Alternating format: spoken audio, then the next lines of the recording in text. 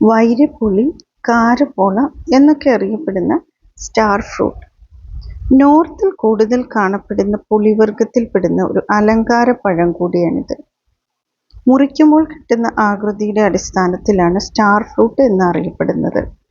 വളരെ ചെറിയ പിങ്ക് നിറത്തിലുള്ള പൂക്കൾ കമ്പുകളിൽ വന്ന് ഒരു കുലയായി പച്ച നിറത്തിൽ നിന്നും പഴുക്കുമ്പോൾ മഞ്ഞ നിറമായി മാറുന്നു.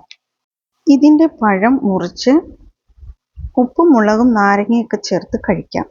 കൂടാതെ പല ഭക്ഷ്യവസ്തുക്കളും ജ്യൂസും അച്ചാറുമൊക്കെയായി വല്ലപ്പോഴും ഉപയോഗിക്കാമെങ്കിലും കിഡ്നി സംബന്ധമായ രോഗങ്ങളുള്ളവർക്ക് ഒട്ടും നന്നല്ല.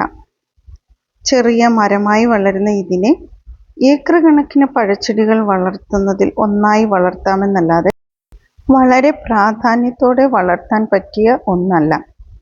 ഈ വീഡിയോ ഇഷ്ടമായാൽ സബ്സ്ക്രൈബും ഷെയറും ലൈക്കും ചെയ്യാൻ മറക്കല്ലേ.